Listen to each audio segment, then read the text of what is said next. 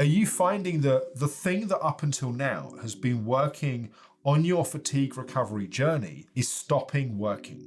In this video, we're going to be exploring why that might be happening.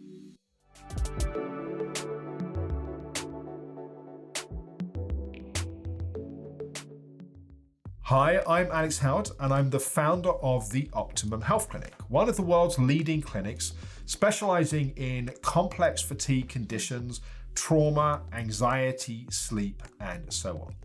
And in this video, we're going to be exploring the 3 stages of recovery from fatigue-related conditions. We originally conceived of this model because we noticed that we had patients in the clinic that seemed to be doing really well. They had a plan that was working. Because it was working, they were getting better. And then they'd somehow hit a point where it appeared on the surface things were starting to get worse, or at least things were stopping to move forwards.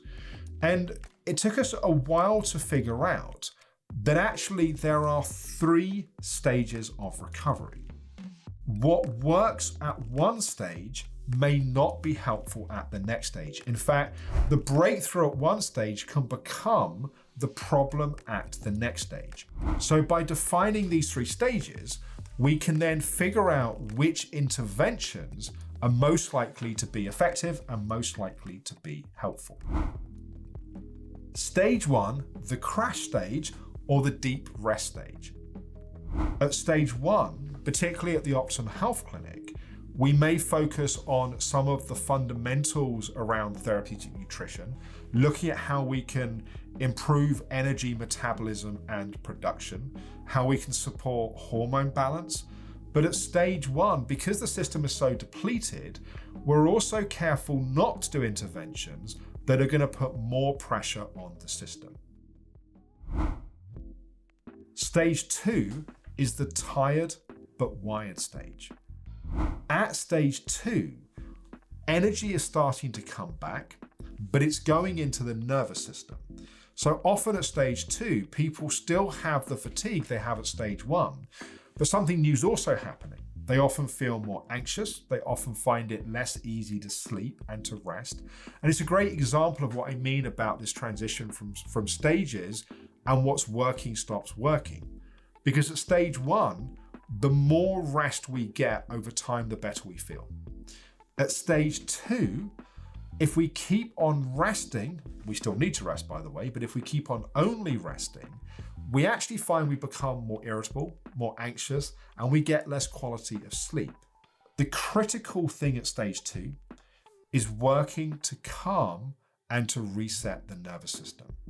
So the energy that's coming back that was going into the nervous system goes into the body and is actually being used for physical healing and building of our energy reserves. From a therapeutic nutrition point of view, at stage 2, we might start to move towards some of the detoxing protocols, some of the work we may do to address things like small intestinal bacterial overgrowth or gut dysbiosis or so on. But we're still doing so gently. Because although there's energy coming back, the system is still delicate, and if we do too much too quickly, the system can crash back down into stage 1 again. Stage 3 is what we call the reintegration stage. This is where much more energy is coming back. It's still really important to be working on calming the nervous system. But at stage 3, we also need to be increasing the activity that we're doing. At stage 2, we could be really carefully pacing also at stage 1, which means we're measuring what we do, how long we do it for, we're making sure we're listening to our body the whole time. But at stage 3, that may actually be causing more anxiety. The constant fear of doing too much, which may have been a valid fear at stage 1, at stage 3 is actually becoming a further driver of what we call a maladaptive stress response.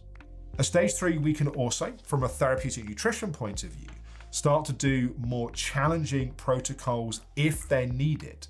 For some patients, they get to that point and actually the system's becoming stronger and stronger and they just need more time. In other cases, we can do that more involved work if we need to. Here's the point. From a psychology perspective, at each stage, different things are important. From a therapeutic nutrition point of view, at each stage, different things are important. With those two interventions working together, with this awareness of the different stages, we can really ensure that people are continuously moving forwards.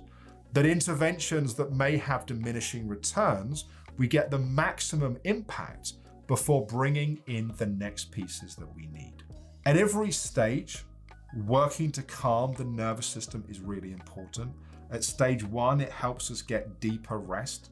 At stage 2, it calms the energy that's going into the wired state. At stage 3, particularly as we come back into the world, more of our triggers may be being more around other people, do more activities, what we call bouncing the boundaries. Calming that is really important. What can also happen?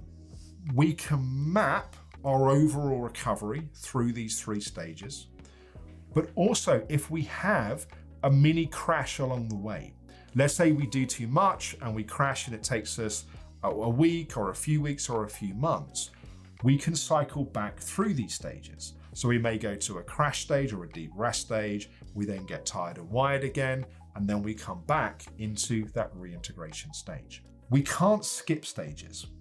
Sometimes what's happened is someone's stuck on their recovery path because they're stuck trying to move forwards without having completed a stage. Classic example of this is someone that is endlessly tired and wired, and whatever they do to try and move from stage 2 to stage 3, they seem to get stuck. And they've never done stage 1. They've never done a period of deep rest, which has actually built up the energy reserves, which then helps that transition from stage 2 to stage 3. So I'm curious, which stage are you at? Where do you identify yourself in this stage model? And then which interventions have been most helpful to you at particular stages? So for example, maybe you found at stage 1, there was an intervention that really helped that's less helpful now. Maybe you're at stage 3 now and you found something that's really helpful at that stage. We always learn from each other, and I'm also really curious to hear. So please let us know in the comments below this video. Thank you for watching. I hope it's been helpful.